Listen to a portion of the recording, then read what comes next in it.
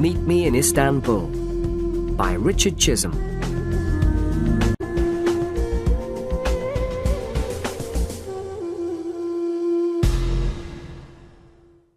Chapter 1. Journey to Istanbul. It is early morning on a sunny spring day in April. Heathrow Airport, London, is busy, as usual. Hundreds of people are arriving, leaving, or waiting for planes. In the departure lounge of Terminal 1, a man is sitting reading a newspaper. He does not like airports. There are too many people, and he is always nervous when he flies. He looks at his watch impatiently. Then, he hears the announcement over the loudspeakers. British Airways announce the departure of Flight BE 570 for Istanbul. Will passengers please proceed to Gate 16 for boarding? Tom Smith picks up his suitcase and walks towards Gate 16. 20 minutes later, the plane is preparing to leave. It moves slowly across the airport to runway number 2. Tom is sitting looking out of the window. The plane suddenly moves forward, races down the runway, and rises into the air. Tom looks down at the houses and roads far below and smiles. London is behind him. Now he is on his way to Istanbul. Tom relaxed and took a letter from his pocket. Resat Bey Apartment, 11-3, Kamarot Sokak, Ayazpasa, Istanbul. My dear Tom, thank you for your letter. I am so happy that you can come and visit me for a holiday. Life here in Istanbul is very interesting. I'm enjoying my work, but I miss you very much. It will be wonderful to see you again. I'm sure we will have a very nice holiday. Spring is here, and the weather is beautiful. I have to work on Monday the 14th of April, the day you arrive, so I can't come to the airport to meet you. But you can take a taxi from the air terminal to Taksim Square. That's in the centre of the new part of the city. There's a big hotel called the Park Hotel near the square. I'll meet you there at 5 o'clock. We'll meet in the American bar. The view over the city is beautiful. I can't wait to see you again, Tom. I have so much to tell you. So remember, the Park Hotel, Taksim Square, 5 o'clock. See you on the 14th. Love, Angela. Tom sat for a moment, looking at his fiancée's letter. Then he put it in his pocket. He looked down at the green fields of France as the plane continued its journey across Europe. Have you been to Istanbul before? Said a voice. It was the young man in the next seat. No, I haven't, said Tom. Have you? The man smiled. My home is in Istanbul. I'm studying in London at the moment. I'm going home for a holiday. Really? Said Tom. Where are you studying? At London University. The two men sat talking as the stewardesses began serving lunch. The young man told Tom his name was Kemal. His parents had a shop in Istanbul. Are you meeting someone in Istanbul? Kemal asked. My fiancée, said Tom. She's working in Istanbul. That's interesting. How long has she been there? She went to Istanbul 2 months ago. She works for a small company which is starting to export to England. She's making all the arrangements. Exporting always seems so difficult, said Kemal. It seems difficult, Tom agreed. But that's Angela's job. She's an expert in importing and exporting. Her father has an import-export agency in London, and she has worked for him for some years. She's almost completed her work in Istanbul now. The company has already started to send goods to England. She'll be coming back to London soon. What kind of goods do they export? Asked Kamal. All kinds of things. Brass ornaments, coffee pots, trays, leather, and onyx articles. Angela's father thinks these goods will sell very well in England. That's interesting, said Kamal. My parents sell things like that in their shop in Istanbul. The two men went on talking as the plane flew over Italy and Greece towards Turkey. Soon, they were descending to Yeşilköy Airport, Istanbul. When the plane stopped, Kamal stood up. I hope you enjoy your stay in Istanbul, he said. Here's my telephone number. If you need anything, phone me. I live in Sicily. It's not far from the center of the city. Thanks, Kamal. That's very kind of you. Not at all, replied Kamal. Nice to meet you. And now, goodbye. Tom went through customs and immigration and walked towards the airport exit.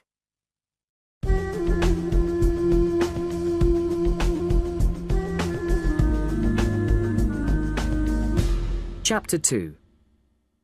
The American Bar. A bus for the city air terminal was waiting outside the airport. Tom got in and sat down beside the window. Other passengers got on, and the bus left the airport and drove towards Istanbul. Soon, they were driving past the houses and apartment blocks near the city. Then they passed the old city walls.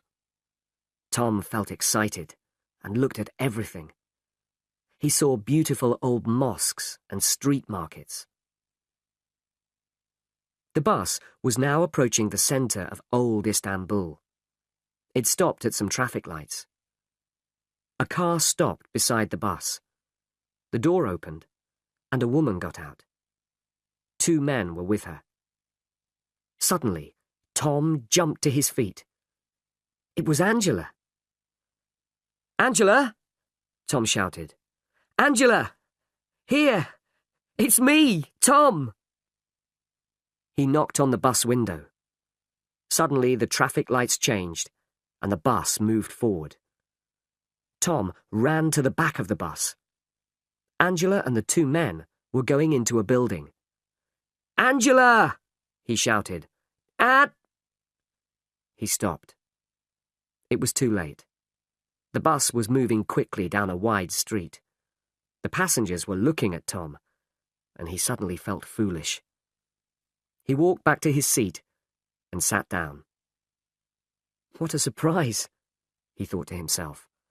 I must tell her when I see her this evening. Then the bus crossed Ataturk Bridge, and Tom looked at the boats on the Golden Horn. Again, he felt excited. The bus arrived at the air terminal at 3:45. There were some taxis waiting there. Tom went up to one. The Park Hotel, Taksim Square, please, he told the driver. English? You come with me. I take you quickly. At 4:15, the taxi arrived in the square. Here you are, sir. The Park Hotel. Thank you, said Tom, and paid the driver. Tom went into the hotel. He found the American bar and sat down at a table on the terrace. A waiter came out. A beer, please, said Tom. He sat in the afternoon sunshine and looked down over the city of Istanbul. The view was very beautiful. He was looking at the sea. The Bosphorus was full of ships. There were very big ships going to Russia, and little sailing ships. In the distance, he could see the mosques and palaces of old Istanbul. How beautiful, and how exciting. Tom looked at his watch. It was nearly 5 o'clock. He got up and walked up to the hotel entrance. There were lots of people going in and out of the hotel. but he did not see Angela anywhere. He went back to the bar and ordered another beer. "Come on, Angela," Tom said to himself. "Don't be late." Just inside the American bar, a man in a grey raincoat was sitting at a table. He was drinking coffee and smoking cheap cigarettes.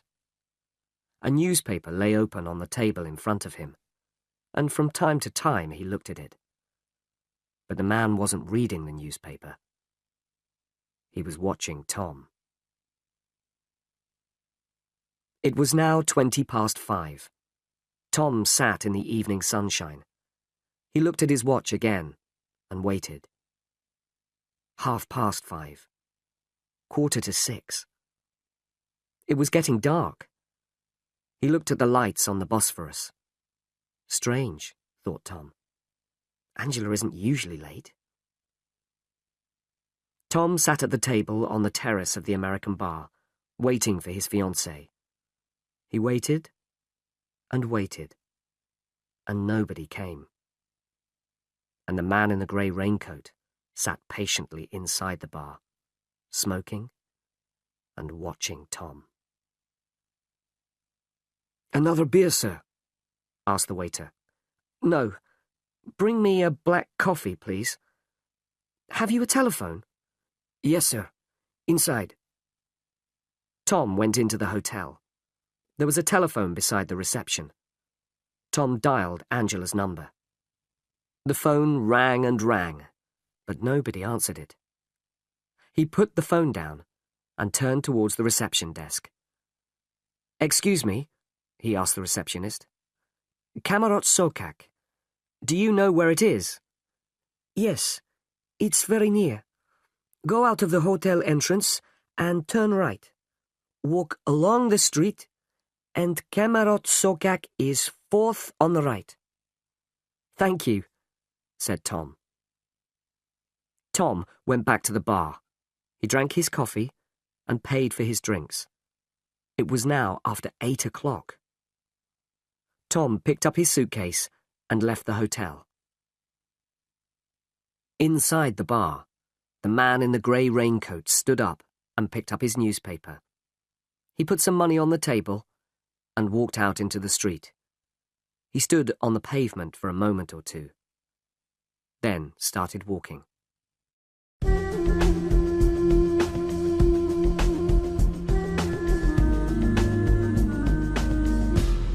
Chapter 3. A Shock. Kamarot Sokak was a narrow, quiet street of old apartment buildings. Tom walked along the pavement, looking at the numbers on the doors. There was only one streetlight, and it was difficult to see. But finally, he found Angela's address, number 11. The building had a large glass door. Tom pushed it, but it was locked. There was no bell. He knocked on the door. Nothing happened. He knocked again, louder this time, and listened. Silence. Damn, he thought. He was impatient now, and worried. He stood back in the middle of the street and looked up. There were 5 floors, and all the windows were black. There was no light anywhere in the building. "Angela," he said to himself. "Angela, where are you?" A short distance away, the man in the grey raincoat stood in a dark doorway. He was watching Tom, watching every move he made. Tom did not know what to do. He knocked once more on the glass door. Again, nothing happened. Finally, he picked up his suitcase. With a last look at the building, he turned and started walking back towards Taksim Square.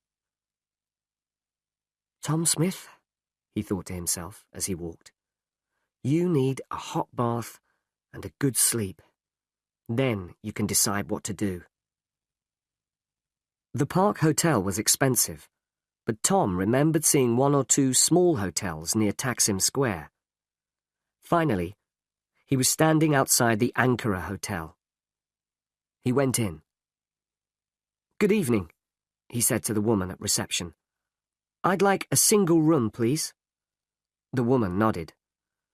"We have a nice room upstairs. Come, I'll show you." They went upstairs, and she opened a door. "Very nice room," she said. It was small, but it was clean, and it looked comfortable. "I'll take it," he said, and gave the woman his passport. "The bathroom is along the corridor," she said. "Breakfast is from 8 to 10 o'clock. Good night." Tom put his case down and sat on the bed. He suddenly felt very tired and unhappy. He was not having a good dinner in a nice restaurant. He was not sitting with the woman he loved. He was sitting alone, in a cheap hotel, in a strange city. For a long time he sat on the bed thinking, "But I saw Angela. I saw her from the bus." Finally, he stood up. "Okay," he thought. "Tomorrow morning, I'll go to Angela's office and find out what has happened. There's a very simple explanation, I'm sure. I'll find out tomorrow." He had a hot bath and got into bed. He was very tired after his long journey, and soon fell asleep. The man in the grey raincoat walked across Taksim Square. There was a telephone kiosk in the corner. He dialed a number and waited. Then he spoke. "He's in the Ankara Hotel," the man said. "He waited at the Park Hotel, and then he went to the girl's flat. Now he's in the Ankara Hotel." Yes, of course I will." He put down the phone and left the kiosk. The next morning, Tom felt much better. He had breakfast, then took a taxi to the office where Angela worked. The taxi drove through the busy streets and crossed the Galata Bridge into the old city. Finally, it turned into a small street near the railway station. It was a narrow street of shops, small businesses, and workshops. The taxi stopped in front of a grey building. F. Karamian & Co. Export-Import Agency, said the sign above the door. Tom pushed open the door and went in. A secretary was typing at the reception desk. She looked up as Tom came in. "Good morning," she smiled. "Good morning," said Tom. "My name's Tom Smith. I'm looking for Angela Thompson. She's my fiancée. I arrived in Istanbul last night and waited for her, but she didn't—" The secretary was staring at him. She stood up. "Wait a moment, please, Mr. Smith." She hurried over to a door marked Office and went inside. Tom could hear her talking to someone. The door opened, and a man came out. He looked very serious. "Mr. Smith, my name's Dunya. Please, come in." Tom went into the office. "Please sit down, Mr. Smith," said Dunya. "Look, I don't know how to tell you this, Mr. Smith. I have some very bad news for you. I'm very sorry indeed. But Miss Thompson, your fiancée, is dead."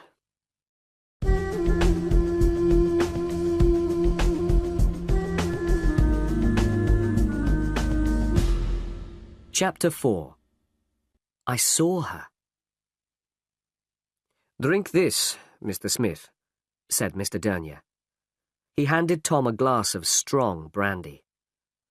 Tom sat, shocked, white-faced, unable to speak. He drank the brandy slowly. How did it happen? He asked. A car accident. Miss Thompson was driving along a dangerous road. No one knows what happened. Her car went off the road and fell down the hillside. Yesterday evening? Tom asked. I beg your pardon? The accident. It happened yesterday evening? Dernier looked at him. Mr. Smith, the accident happened a week ago. Last Sunday, to be exact. She had been away to Bursa for the weekend and... But that's impossible, said Tom. I saw Angela yesterday. Yesterday? Yes. I was on the airport bus, coming into Istanbul. I saw her in the street. I'm terribly sorry, Mr. Smith, but you're making a mistake. No. I tell you, I saw her. Mr. Smith, Dernier said patiently. Istanbul is a big city. There must be hundreds of women here who look like your fiancée. Tom said nothing. The British consulate were very helpful, continued Mr. Dernier. They made all the arrangements for the funeral. It was on Wednesday. Have her parents been told about this? Tom asked. That is a problem, I'm afraid. Her parents are on holiday in France. The British and French police are trying to contact them. So, they don't know yet, said Tom quietly.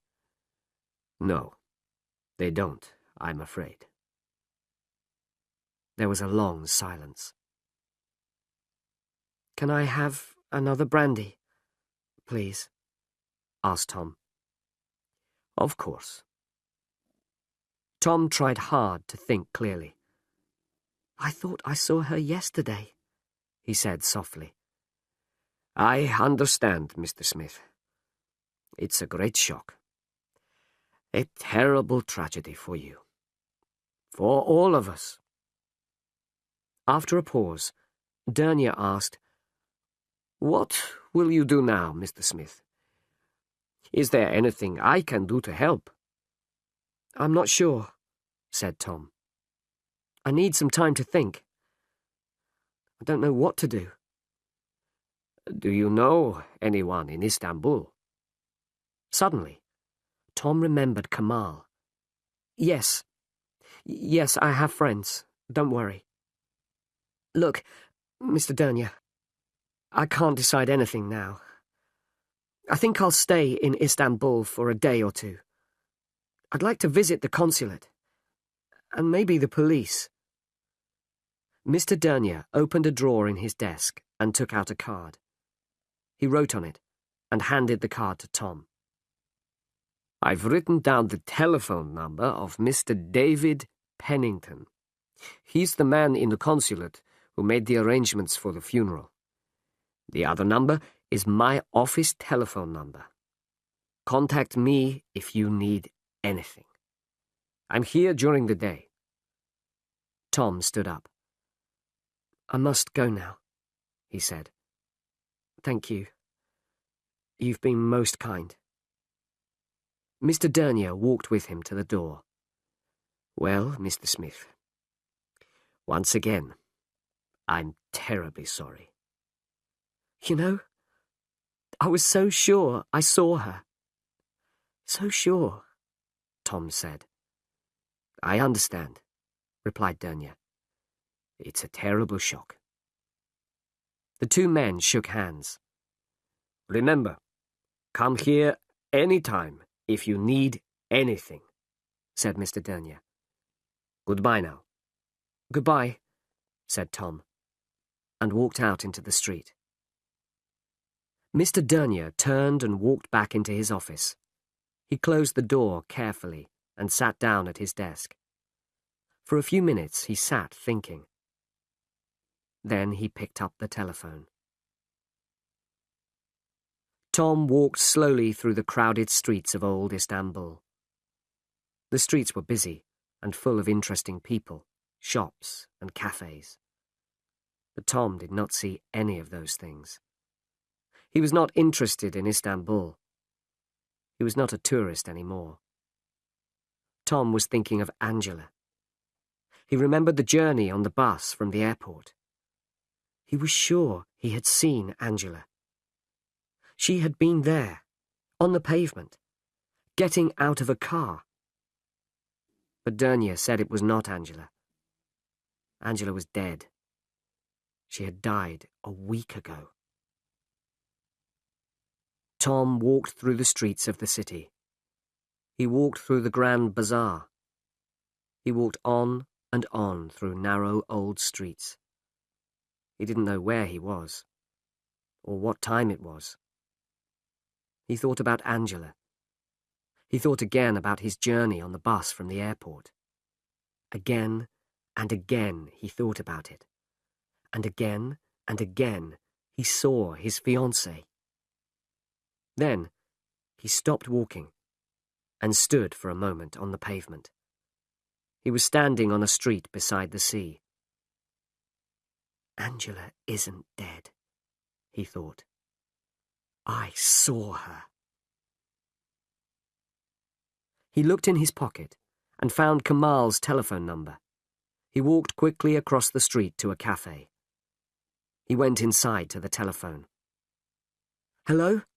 Kamal? Hello, it's me. Tom. Remember? Yes, fine, thanks. Listen, remember you said I could phone you if I needed anything? Or something has happened. Can we meet somewhere?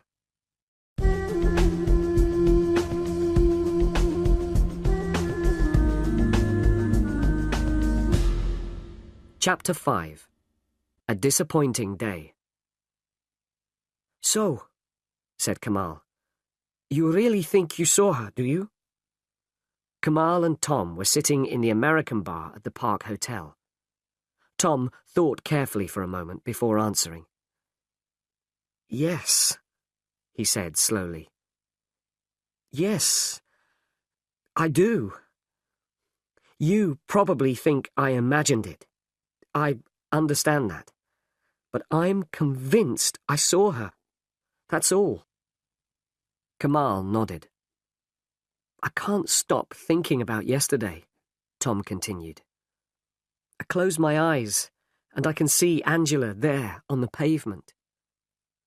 I can't forget that. Listen, Tom, said Kamal. We only met yesterday, but already we're friends. You're in my country. You're my friend. And you need help. If you think you saw Angela, that's enough for me. I believe you. Now we have to decide what to do. There are two things I want to do as soon as possible, said Tom. I want to go to the street where I saw Angela. Then I want to go to the British consulate. I have an appointment for this afternoon. Okay, said Kamal. The street where you saw Angela. Do you think you can remember where it is? No problem, said Tom. We can drive along the same route as the airport bus. I'm sure I'll remember it. And what do you think you will find there? I'm not sure. But she was going into a building with two men. At least we can find the building. Maybe that will tell us something. Okay, said Kamal. My car's outside. Let's go. Tom and Kamal were driving through the city. It was a wide street, said Tom. We came to a roundabout after the traffic lights. We turned left, and then we passed an old aqueduct. Aksarey, said Kamal. It's near here. Kamal drove over Ataturk Bridge. After a few minutes, they saw the old aqueduct. Then they came to a large roundabout and turned right. This is it, said Tom. It's somewhere near here. They were approaching some traffic lights. Tom looked out of the window at the buildings on the left. No, he said. Not here. They drove on to the next traffic lights. "This is it," said Tom. "This is the place." Kamal stopped the car. "You get out. I'll find a parking place." Tom got out and looked around him. He was in a wide street of shops and offices. A newspaper kiosk. A travel agency. He remembered them from the day before. He stood looking at the buildings opposite until Kamal arrived. Tom pointed across the street to the entrance to an office building. "That's it, I think," he said. They crossed the street and looked at the nameplate beside the entrance to the office block. There were many names there. A lawyer, a dentist, a doctor, and many other offices. Tom stood looking at the names for a few moments. "Well," he said finally, "I'm sure she went into this building. But which office was she going to? Was she going to see a lawyer? Or a dentist? Or a doctor? How do we begin to find out?" Kamal took his arm gently, and they walked slowly back to the car. "Listen, Tom," he said. "You're going too fast. You can't expect to find out everything immediately. Wait until you see the man at the consulate. After that, we'll think about it. Then we can decide what to do. We know she was going into that building. That's something anyway. Now look, it's lunchtime. You must be hungry. I know a good restaurant near here." "You're right," said Tom. "We have to be patient."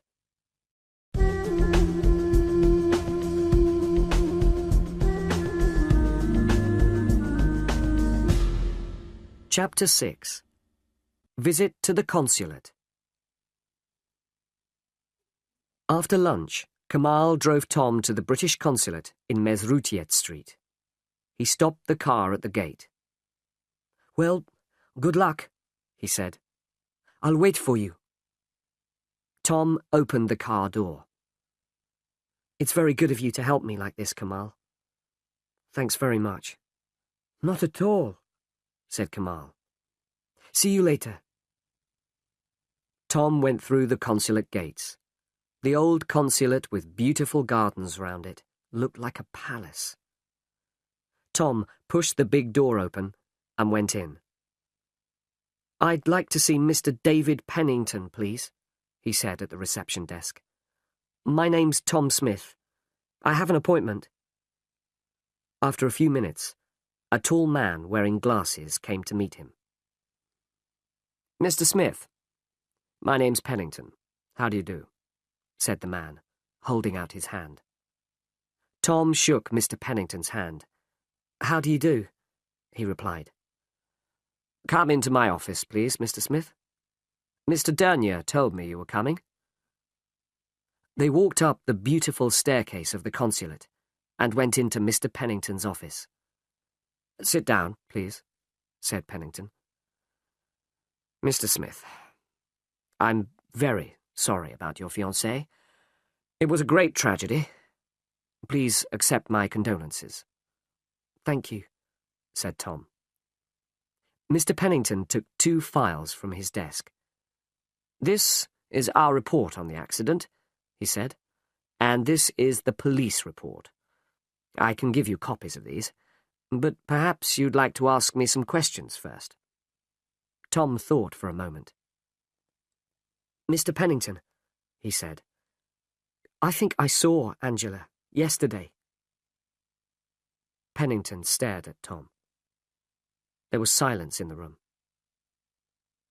Pennington looked down at his desk. Then he looked at Tom again. Tom was able to hear the noise of the traffic in the street outside the gardens. For a long time, Pennington said nothing. At last, he spoke. "Mr. Smith," he said, "I don't think you fully understand. Your fiancée—" "I know," Tom interrupted. "Angela was killed in a road accident last weekend. Her funeral was last Wednesday. Mr. Dernier told me that this morning. But I'm telling you, I saw her yesterday. Mr. Smith, I think you should read these reports carefully before you say anything more. He passed the files over to Tom. Can I get you a cup of tea or something? A cup of tea would be nice. Thank you. Pennington left the office. He came back a few minutes later with some tea. There was silence in the room while Tom read the reports. Presently, he looked up. After the accident, Tom asked Pennington, how did they identify the body?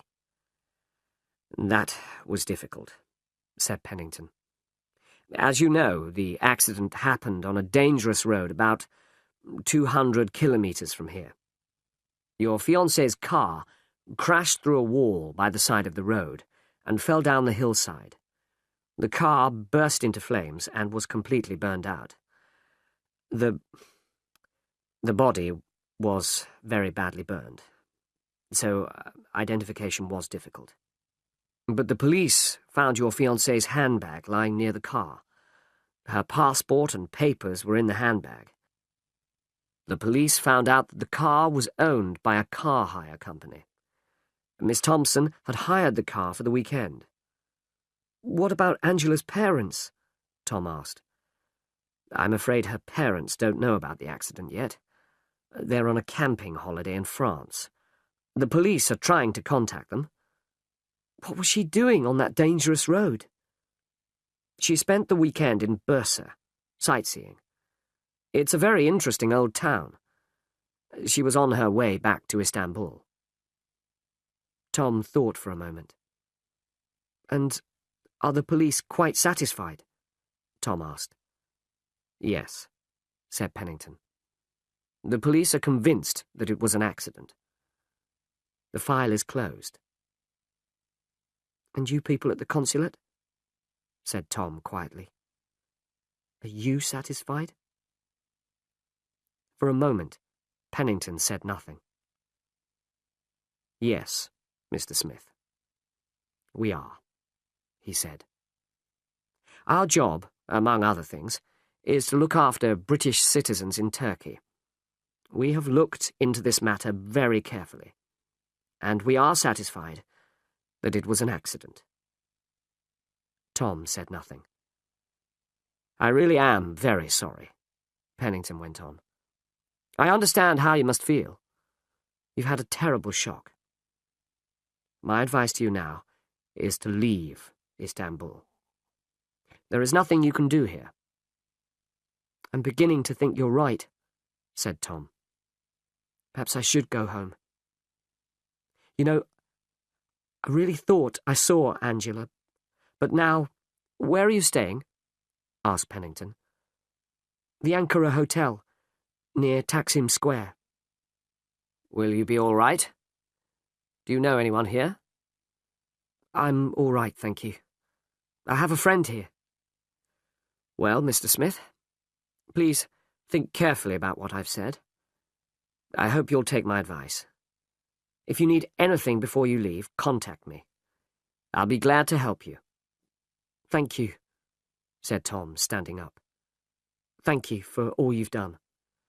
Not at all, said Pennington. I'm sorry your visit to Istanbul wasn't a happier one. Have a good journey home. Goodbye. The two men shook hands, and Tom left the consulate.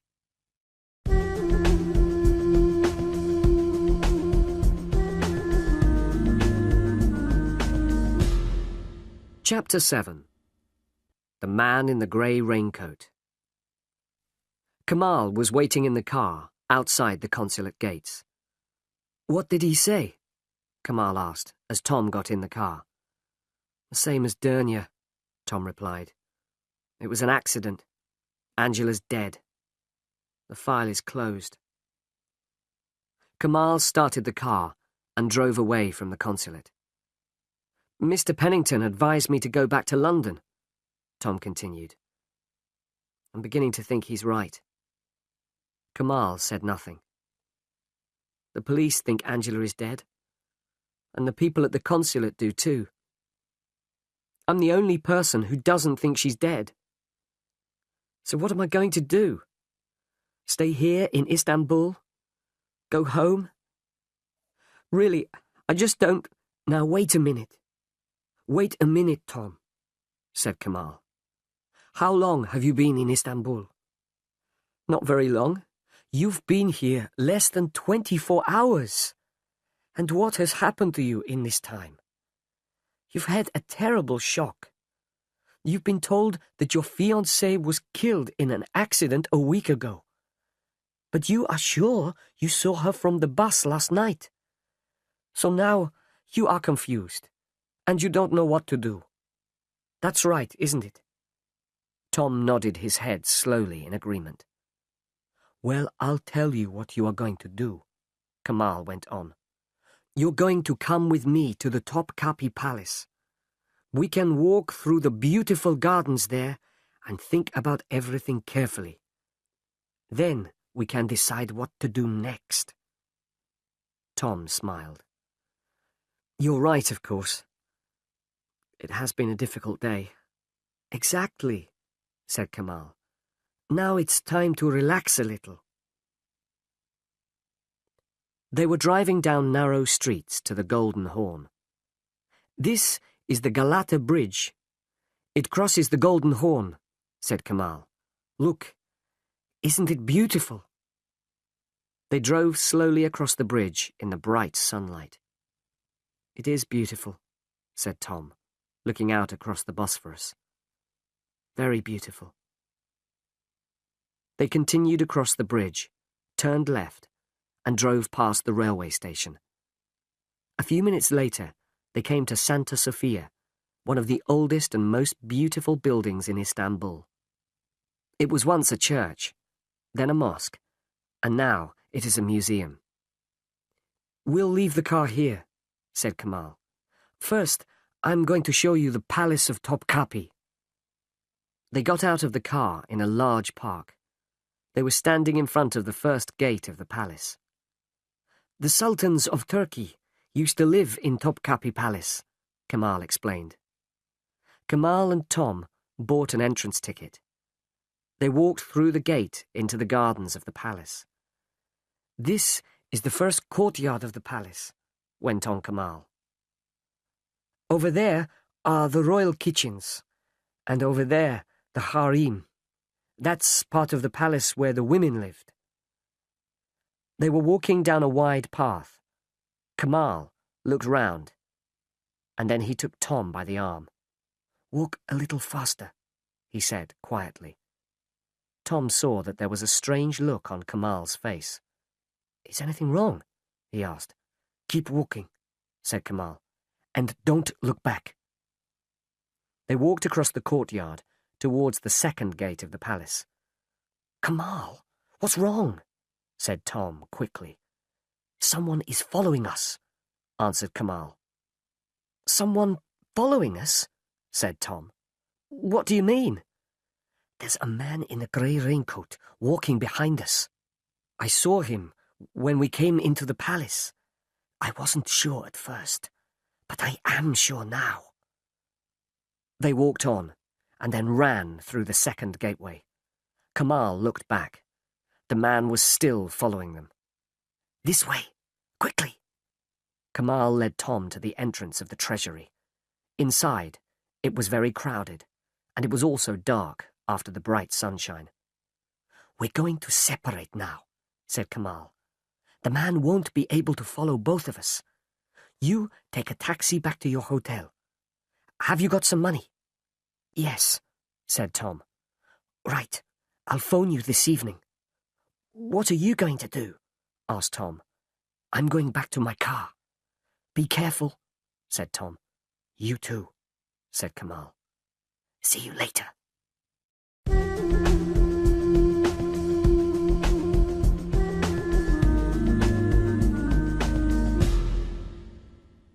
Chapter 8.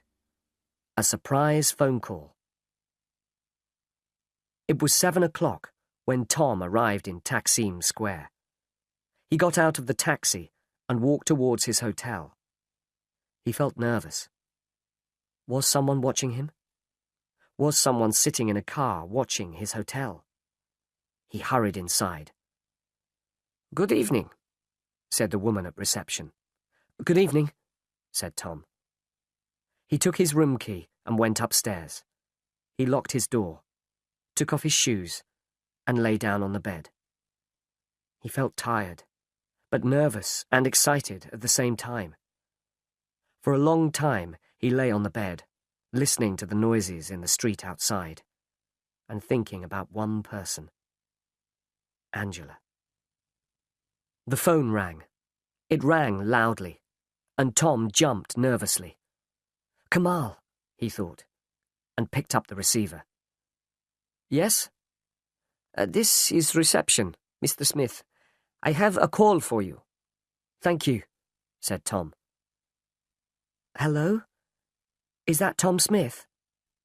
It was a woman's voice. "Yes? Who's that?" Tom asked. His heart was beating fast. "You don't know me, Mr. Smith, but I'm a friend of Angela's. I have something to tell you. Can we meet somewhere?" "Who are you?" "My name's Julie.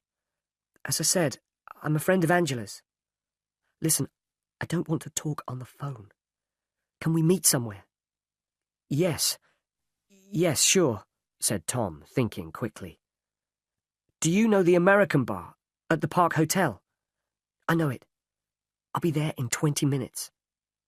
There was a click, and then there was silence. Tom put the phone down and jumped to his feet. "I must tell Kamal," he said to himself. He picked up the phone. "Reception? Can I have Istanbul 368245? Tom waited impatiently. "Sorry, sir. There's no answer," said the woman at reception. "Okay. I'll try later." Tom put the phone down and left the room. There were only a few people in the American bar when Tom went in. He sat down at a table by a window. From there he could see everyone who came through the door. Tom sat drinking a beer and watching the door. Who was Julie? What did she want? Tom would soon find out. A girl came in a few minutes later. She had long blonde hair and was wearing jeans. The girl looked round the bar, then walked over to Tom's table. "Hi," she said. "I'm Julie." "Hello," he said. "I'm Tom. Please sit down." She sat down. The waiter came over. "Would you like a drink?" said Tom. "A coffee, please," she said. The waiter nodded and left. "So, you're Tom," Julie said. "You look just like your photograph. Angela showed me a picture of you." "But how did you find me?" Tom asked. "I went to the British consulate today," Julie explained. "I spoke to Mr. Pennington. He told me the name of your hotel. I knew you were coming to Istanbul, and I wanted to speak to you." She looked round nervously. "Listen, Tom," she went on.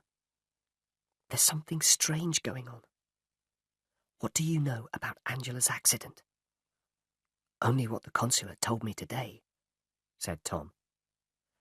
He told Julie about his conversation with Mr. Pennington. "And are you satisfied?" she asked. Tom looked at her.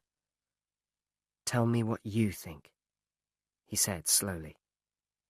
"All right," said Julie. "Let's start at the beginning. Angela came to Istanbul 2 months ago.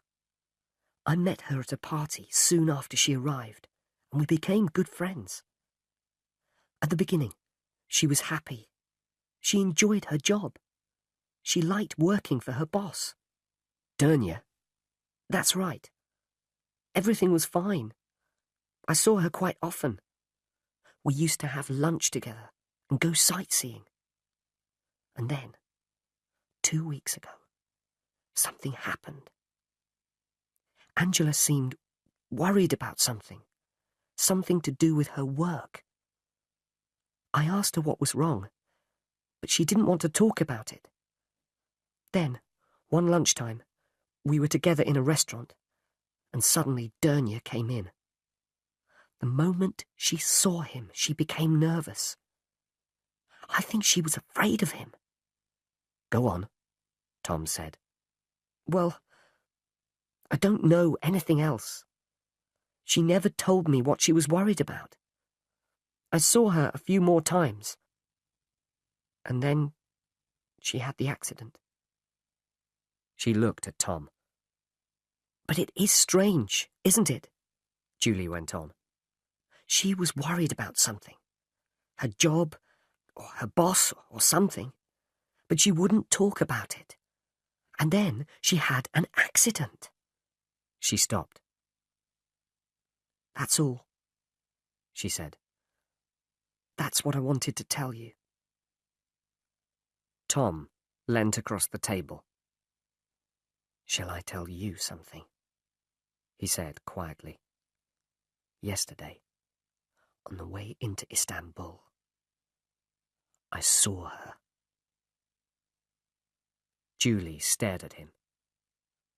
Where? She asked. I was in the airport bus, coming into the city. We were in Millet Street, near Aksaray. Angela was going into a building with two men. What do you mean, going into a building?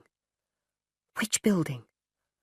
Well, I don't know. There are a lot of offices in the building. I went there today. There was a dentist and a doctor. Doctor, said Julie. That's interesting. What do you mean? Angela had a virus 2 weeks ago. A bad attack.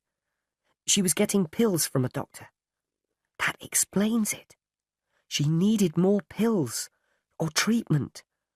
She was going to a doctor. Tom thought for a moment. So that's where she was going, he said. To the doctor's. Maybe I can go and ask the doctor a few questions. Julie looked worried. Be careful, Tom, she said. What do you mean? Just be careful, she repeated. Something strange is happening. It could be dangerous for you if you ask too many questions. Okay, said Tom. But I'm sure Angela is in this city somewhere. She's in trouble. The police and the consulate say she's dead, so they won't help. But I think she's alive. She's in Istanbul somewhere. And I'm not leaving until I find her.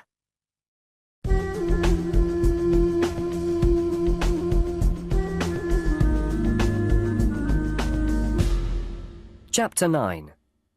Goodbye, Mr. Dernier. Later that evening, Tom phoned Kamal. He told him about his meeting with Julie. Kamal listened while Tom explained what had happened. Okay, he said when Tom had finished. Listen, I think I understand what's happening. Angela was working for Dernier, right? Yes. And then she was worried about something. Something at work, right? Yes. Okay. And then she had her accident. But it wasn't an accident. Tom, you know what I think? I think Angela is alive. She's here, somewhere in Istanbul. Dernier is holding her prisoner. What? Think about it, Tom. Angela was worried about something at work. We think it was something to do with Dernier and his export business. And now she has disappeared. But she isn't dead. There was no car accident. Dernier is holding her prisoner. I'm sure of it. But, began Tom, I don't... Listen, Tom, continued Kamal. What about the man in the Topkapi Palace today? The man who followed us? You know what I think, Tom? I think Dernya and his friends have been watching you since you arrived in Istanbul. They know where you are staying. They know you went to the consulate, and that's how they followed us to the palace today. They know everything about you, Tom. God, said Tom quietly. My God, Kamal. I think you're right. You must be right. But what are we going to do now? I'll tell you, said Kamal. They know where you are staying, and they know you're looking for Angela. That's why they're watching you. They want to find out what you do next. Well, I'll tell you what you're going to do next. You're going to leave Istanbul. Now listen. Next morning, Tom checked out of his hotel. Thank you, he said to the receptionist. And goodbye. Leaving Istanbul? Yes, I'm going home. Goodbye, sir. Have a good journey. Tom took a taxi to Dernya's office. The driver stopped outside. Wait here, please, said Tom. I'll be back in a few minutes. He went into the office. Good morning, he said to the secretary. Is Mr. Dernya here? I've come to say goodbye. She went to the office. Mr. Dernya came out. Ah, Mr. Smith. Good morning, Mr. Dernya. I've come to say goodbye. Leaving so soon? Yes. I went to the British consulate yesterday and spoke to Mr. Pennington. It seems there's nothing I can do here. I'm going back to London. Thank you for your help. You're welcome, Mr. Smith. Once again, I'm very sorry about your fiancée. I'm sorry your visit to Istanbul wasn't a happy one. Thank you.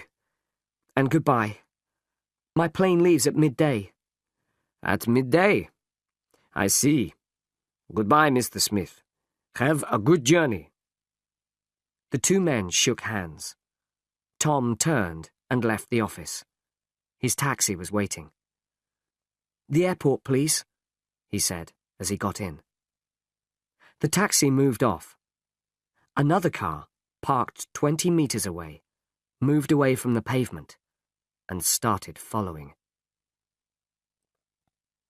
At the airport, Tom walked over to the British Airways desk.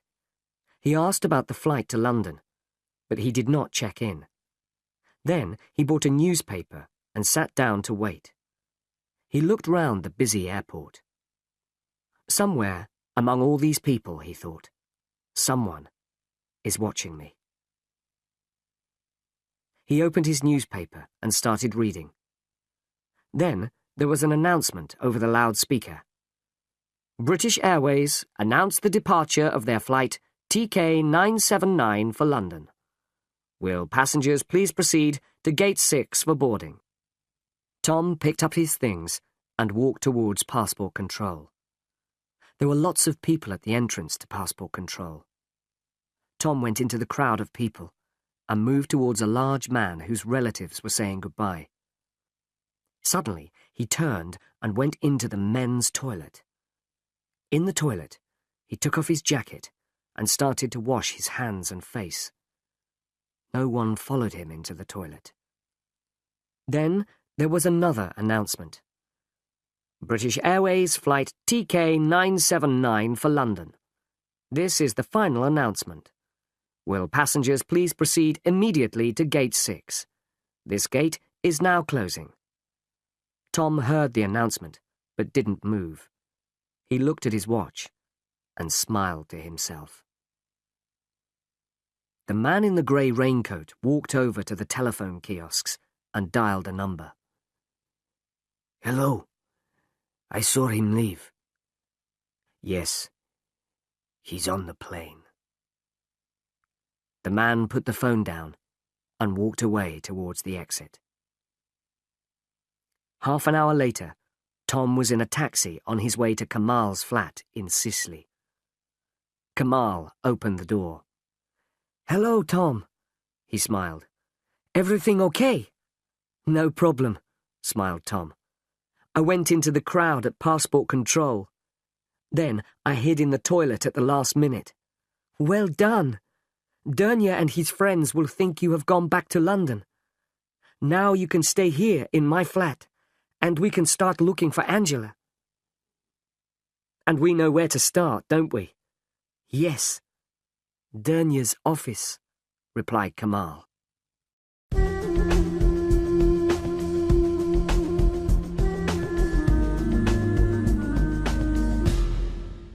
Chapter 10. An Important Discovery. Kamal and Tom had something to eat. Then they sat down and made their plans for the evening. "We'll watch Dernier's office this evening," said Kamal. "When he comes out, we'll follow him. Then we'll find out where he lives." "Won't that be dangerous for me?" asked Tom. "He knows me, remember? What if he sees me?" Kamal smiled and stood up. "I've thought about that, and I've got just what you need. Look!" Kamal opened a drawer. "Put this on," he said. "A wig?" said Tom. "And a false moustache, too. Go on, try them on." Tom put on the wig and moustache.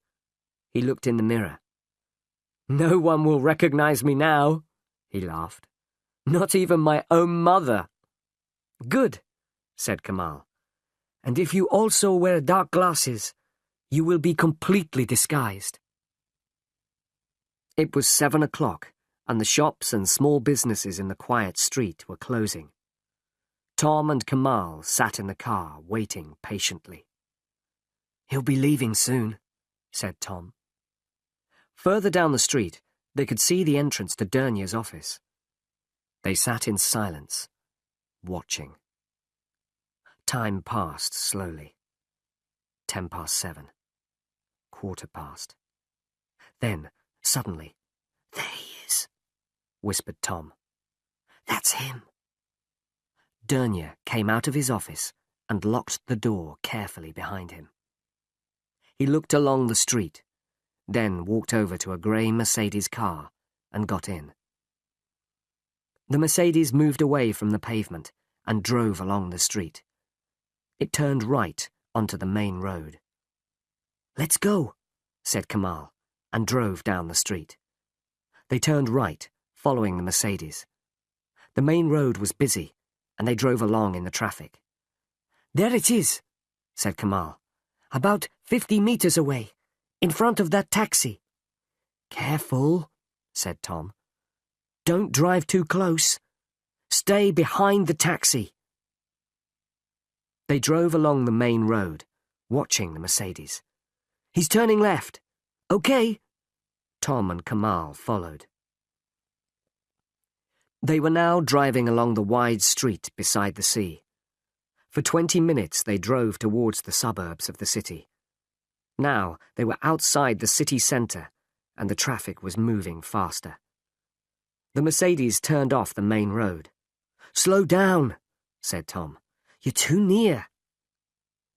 They slowed down until the Mercedes had turned the corner, then drove faster. When they turned the corner, the road was empty. "Damn!" said Kamal, and drove faster. They crossed another side street and looked quickly right and left. "Left!" said Tom. "There he is!" They turned and drove along a quiet street of private villas. This was the most dangerous part, because there was not much traffic. If Dernier looked round now, he would see that someone was following him. "He's stopping," said Kamal, as he saw the Mercedes brake lights going on. Kamal drove slowly. The Mercedes was now 50 meters in front of them. "He's turning," said Kamal. The Mercedes turned off the street and drove through the gates of a large villa. The villa was surrounded by trees and bushes. Already the gates were closing behind it as the Mercedes drove up to the house. Tom and Kamal drove past the closed gate and continued along the street. "Well," said Tom, "that's where Dernier lives." That's a start, said Kamal. Come on, let's go home now. Back in Kamal's flat, they discussed what they had seen. I think that Angela is in the villa, said Tom. Kamal agreed. What do we do now? Asked Tom. We can't get into the villa. There are probably men guarding it. I agree, said Kamal. We think she's in the villa, but we can't get in there. It doesn't matter. The villa isn't important, said Tom. What do you mean? Think about it, Tom replied. Remember what Julie said. Angela was worried about something at work. She worked in the office. She never went to the villa. So what we're looking for is in the office. The villa isn't important. You're right, said Kamal. He stood up and walked over to the window. Listen, you've been inside the office. What's it like? When you go in the door, Tom told him, there's the window and a small reception desk. Then there's an office and a door to Dernier's private office at the back. Anything else? Tom tried to remember the inside of the office. Yes, he said. There's a door. Another door. At the back. Okay, said Kamal. They must have a workshop or a store through that door. That's where they'll keep all the things they export. So somehow we have to have a look inside. Kamal thought for a moment. I've got an idea, he said suddenly. Dernier exports onyx ornaments to England. My parents sell things like that in their shop.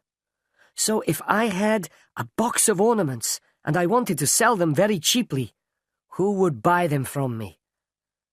Tom looked at him, then smiled. Dernier, he said.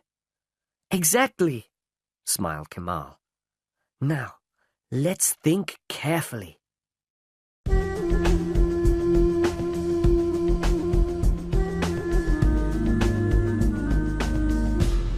Chapter 11. A Clever Trick. Ibrahim Dernier was alone in his private office. He was working at his desk, finishing some paperwork. He always did his paperwork alone before going home. He looked at his watch. Another 10 minutes. Then he would be finished. There was a knock at the door. Dernier looked up from his papers. He didn't move. There was another knock, louder this time. He put the papers in his desk and locked it. Then he got up and went out into the office. He could see a man outside, standing in the doorway. "We're closed," he said through the glass door. "Come back tomorrow." "I'm sorry," said the man. "It's urgent. Please?" Dernier was annoyed. He unlocked the door and opened it. "We're closed. Can't you see?" "I'm very sorry to bother you," said Kamal. "But I was hoping to find someone here. I have a problem. You see, I need some money, quickly. I must have it tomorrow morning, early. It's for... Well, it doesn't matter why I need the money. That's my problem. But I have some onyx ornaments to sell, and I heard you would be interested." He held out a beautiful onyx ashtray. "Would you be interested in buying 50 of these?" Dernier took the ashtray and looked at it carefully. Kamal could see he was interested. "Very good quality," said Kamal. 50, did you say? "That's right. They are in the car outside." "How much do you want?" Dernier asked. 15,000 lira for 50, said Kamal. "That's too much," said Dernier. "I'll give you 5,000. "Please, I need the money urgently," said Kamal. "Then you will accept 5,000, said Dernier. Kamal looked disappointed. "All right," he said.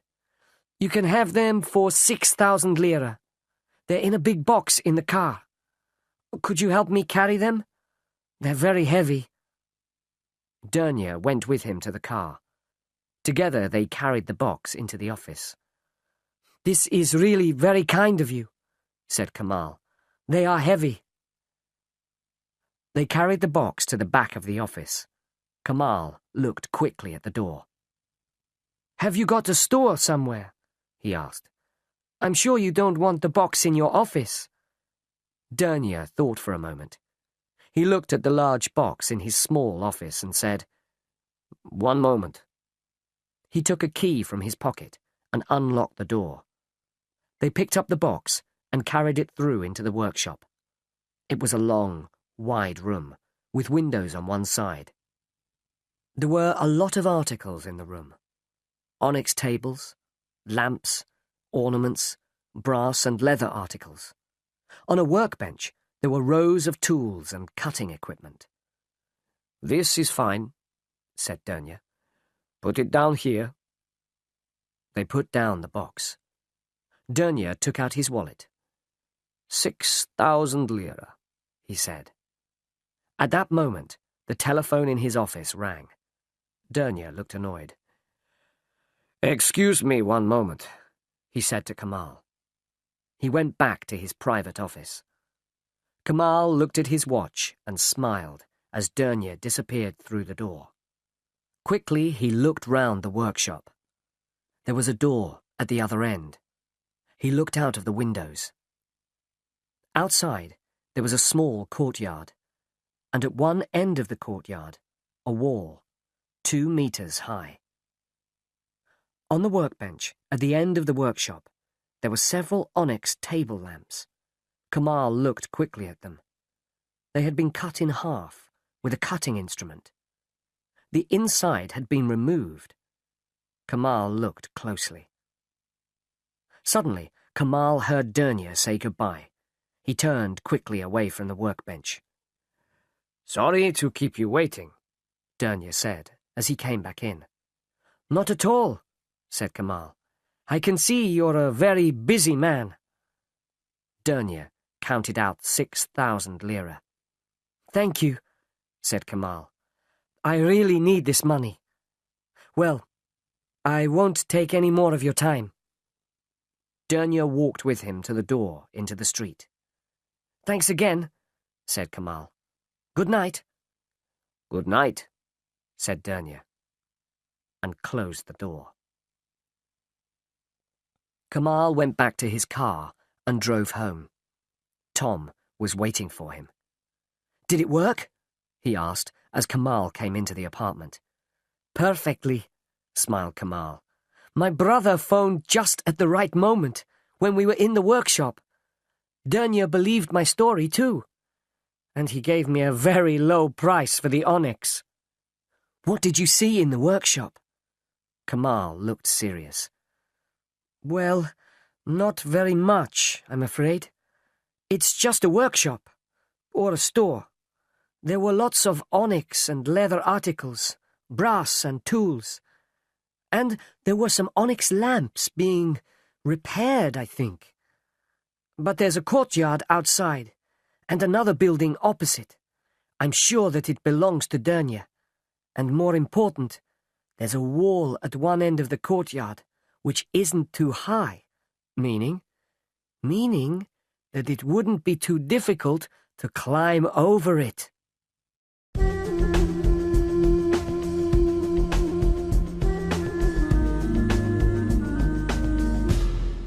Chapter 12. Disaster. The next morning, after breakfast, Tom and Kamal sat looking at a street map of Istanbul. Look here, Kamal said. He pointed to a small street. Dernier's shop is in this street. Now look at the street behind his shop. We'll have to find a way into the courtyard from that side. Do you know that part of the city? Asked Tom. Not very well. As far as I remember, there are only offices, warehouses, and workshops there. At night it will be quiet, but we'll have to be very careful. "Okay, we'll do it tonight," said Tom. They left Kamal's flat in Sicily at 10 o'clock and drove across the city to Dernier's shop. They parked the car 2 blocks from the workshop. There were not many streetlights there, and it was dark. "Come on," said Kamal. "We must walk from here." They walked along the dark streets. They were both wearing dark clothes. They came to the street which ran behind Dernier's workshop and courtyard. "You see?" said Kamal quietly. "Only offices, warehouses, and workshops. Nobody lives in this street. The courtyard must be up this alleyway, behind these buildings." They looked up and down the dark street. No cars. No one in sight. "Let's go," whispered Kamal. They walked quickly up the alleyway. Tom's heart was beating fast, his mouth dry with fear. They stood behind one of the warehouses, beside the courtyard wall. Somewhere in the distance, a dog barked. "Help me up," whispered Kamal. "Quietly." Tom stood with his back against the wall. He held his hands together. Kamal put his foot in Tom's hands and reached up. "Okay," Kamal whispered. Kamal looked carefully over the wall. The courtyard was empty. Kamal pulled himself up and sat on top of the wall. "Give me your hand," whispered Kamal down to Tom. "I'll pull you up." Tom reached up. Kamal took his hand and pulled. Tom put his other hand on the top of the wall and climbed onto the wall beside Kamal. Kamal dropped silently to the ground in the courtyard. Suddenly, there was a noise. It came from inside the workshop. Kamal pointed to the side. They hurried silently over to the wall and waited. Another noise. A door opened and closed inside the workshop. A light came on in the workshop and shone out across the courtyard. Tom and Kamal stood frozen against the wall. They expected a door to open and men to run out into the courtyard. But nothing happened. They heard people talking and moving about inside. Kamal put his mouth close to Tom's ear. "This is our only chance," he whispered. "We have to try to see what they're doing in there." They moved very slowly towards the window. It was so quiet that Tom could hear his heart beating. At last, they were going to find out what was happening. There were some men in the workshop. One of them was working with an onyx table lamp. The lamp had been cut in half. He put a small plastic bag inside the lamp. Then, he fixed the 2 halves of the lamp together again. Tom looked at all the onyx and brass ornaments, the cutting tools, the pile of plastic bags on the table. Suddenly, he understood what was happening.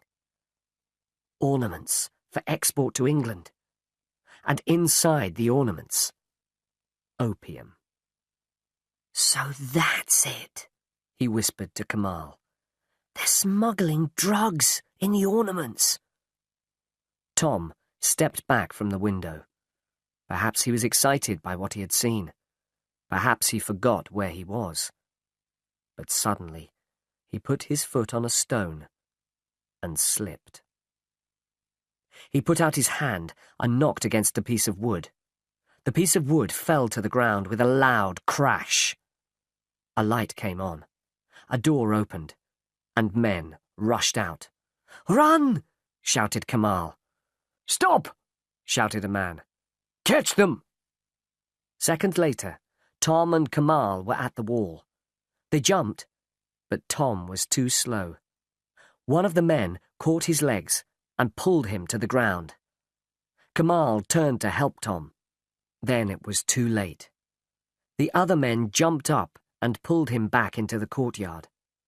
A few seconds later, it was all over. Tom and Kamal, were prisoners.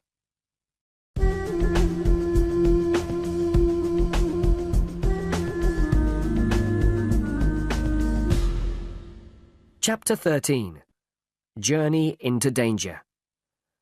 "This way! Hurry up!" said one of the men, pushing Tom and Kamal towards the door of the workshop. "Get inside," said the man. Tom and Kamal stepped inside and stopped, shocked. Dernier was standing in the workshop. He had a gun in his hand. For a few seconds, he stared at them silently. "Well, well," he said slowly. "Our friend the Englishman. Very clever. Oh, yes, very clever. And you!" His face was red with anger as he looked at Kamal. He stepped forward and hit Kamal in the face. Tom moved forward. "Don't move, or I'll kill you now," said Dernier. The gun was pointing at Tom. "Get over there." Tom and Kamal stood beside the workbench. Dernier looked at them both for a long moment. "So," he said finally, "you have seen all this." He pointed to the plastic bags and the onyx ornaments. "Very clever of you. We should have killed the English girl before. Then this would never have happened." "Where is she?" asked Tom. "Where is Angela?" "Oh, don't worry about her. She's okay. Let's say she is a guest at my villa. You'll be able to speak to her very soon. I'm sure you'll have a lot to talk about before you all die." He laughed, a cold, cruel laugh. "Okay, let's go," said Dernier to his men. "We're taking these two with us." The men pushed Tom and Kamal out of the workshop and through the shop to the door. The Mercedes stood in the street. "Get inside," said Dernier. Tom looked up and down the street, but there was no one there to help them. "Don't try anything foolish, Englishman. You can't escape. Get in." Tom and Kamal sat in the back of the car, with a man on each side of them. The others got in the front. They drove away from the shop, turned onto the main road, and drove across the city towards the suburbs. "Take a look," said Dernier, smiling. "Istanbul by night. So many people, so much life. Take your last look at it, you foolish young men. It's the last time you'll see it." "What," began Tom, "has Angela got to do with this?" "We needed her at the beginning," replied Dernier. "She was very useful. She helped us to arrange the export of the things to England.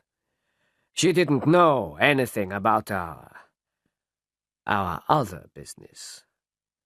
But one day she left something in the office and came back for it in the evening.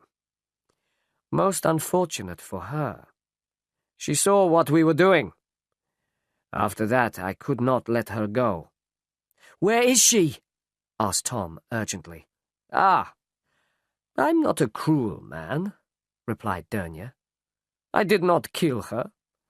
I have kept her in my villa." "That's because you didn't know what to do," said Tom. "Exactly. But we have no choice now. You know too much about us." "What about the drugs when they arrive in Europe?" asked Tom. "That's easy," replied Dernier. "We have friends in England. The goods are delivered to dealers in England, and our friends buy them. Your fiancé helped us a lot. I shall soon be rich. Very rich." The Mercedes turned off the main road and drove along the small street towards Dernier's villa. The car drove in through the gates of the villa, up to the house. It stopped near the front door. It was a big villa with 3 floors. There were steps leading up to the front door. "Out," said Dernier.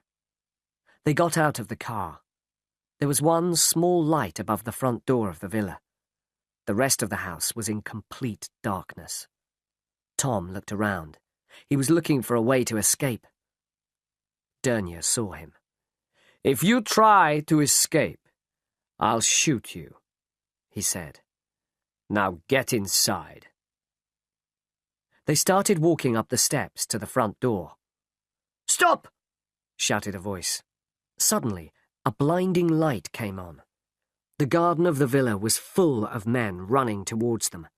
For a second, Dernier stood frozen on the steps, shocked. Then he ran towards the door. It opened suddenly, and 2 men jumped out. They had guns pointing at Dernier. "Stop!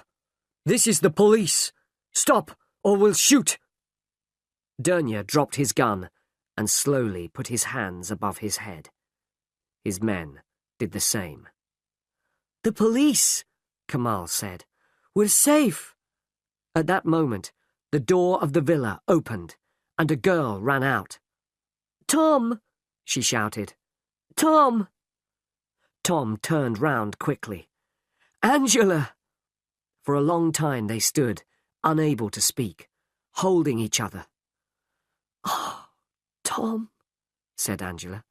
"You're here at last." He looked into her eyes. "Angela, my love," he whispered. "Are you all right?" "Oh, yes, I'm all right. I'm fine. The police came here to the villa about an hour ago. We knew you were coming. The police were following you. Oh, Tom, I was so worried that Dernier would kill you." She put her arms round him again. "Oh," said Tom suddenly. "Angela, my love, I want you to meet a very good friend of mine." He turned and smiled at Kamal. "Angela, this is Kamal." "Hello, Kamal. Nice to meet you," said Angela. "Hello," he said. "I've never met you before, but I feel I know you very well." They laughed. "Kamal has been wonderful," said Tom. "Without his help, we wouldn't be here now." "Oh, I only helped you a little," said Kamal. "A little?" said Tom. They watched as Dernier and his men were taken to a police car. "How did the police know what was happening?" asked Tom. At that moment, a car drove up to the villa. A man got out of the car and walked towards them. He smiled. "Hello, Mr. Smith," he said. "We meet again." "Mr. Pennington," smiled Tom.